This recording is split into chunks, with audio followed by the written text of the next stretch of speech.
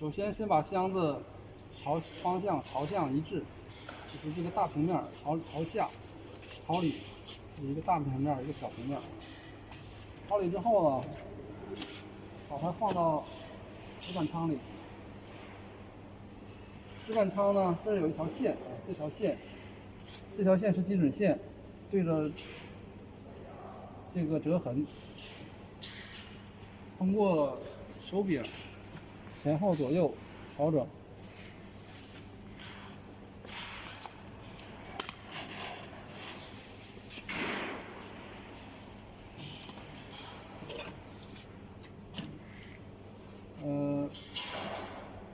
这个时候让这个箱子不要夹得太紧，有个2-3毫米的间隙。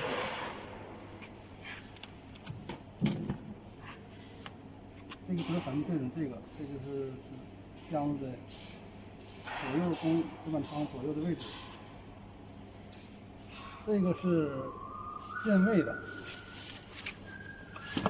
让它能过去一个箱子，第二个箱子过不去，第二个箱子过不去，挡住了。通过调整这个螺丝上下调整，这是直板仓的位置。直板仓调好直板之后呢，咱们开始点动，这个是点动按钮。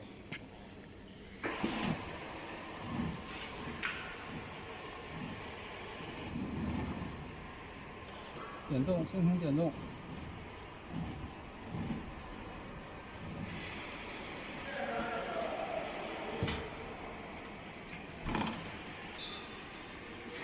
让这个吸盘的位置是在折页的中上部，就是居中这个位置。通过左右来调节这个吸盘这螺丝的吸盘的距离。这边的位置也可以通过这两个调整螺丝来移动这个吸盘的位置。如果靠这儿了，靠后了之后，把这个松开，往前移；如果太靠前了，把这两个螺丝松开，往后移。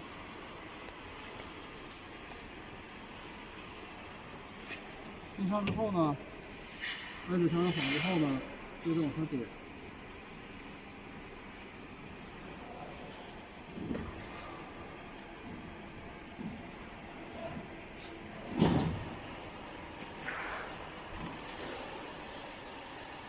这个高度啊，通过调整这个手轮，把这个手柄主气螺丝松开，这个手轮，两个手螺丝是同步的上下，把这个高度调整好，让这个手轮让这个平面的高度和这个底箱有个2-3毫米的间隙。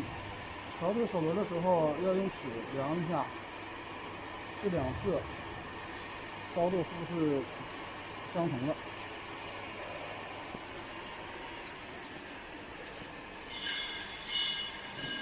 之后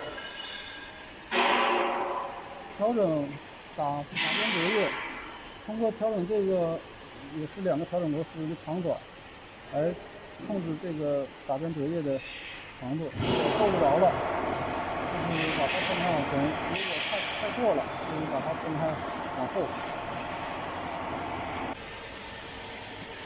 纸箱成型之后，上面有两个调整的螺丝，两个调整枢纽。松开之后，这个可以调整，通过这调整这个上边滑轨的宽度，把它靠上纸箱，轻轻的靠上，之后呢，把这螺丝拧紧。这儿有一个调整螺丝，通过这个调整螺丝松开之后，前后移动，让上下这两个平面用板尺靠一下，是一个平面。如果太靠后了，就往前来；如果太往前了，就往后移。否则推完箱子之后会打结。行吗？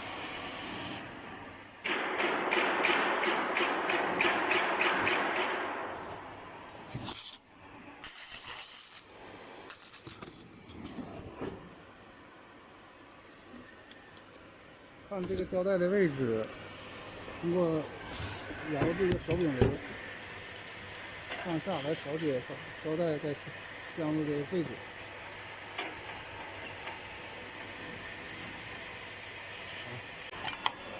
娘娘朝外，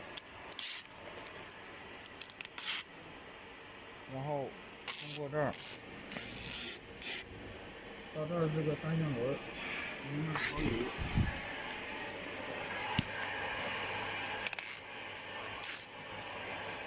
绕过电机，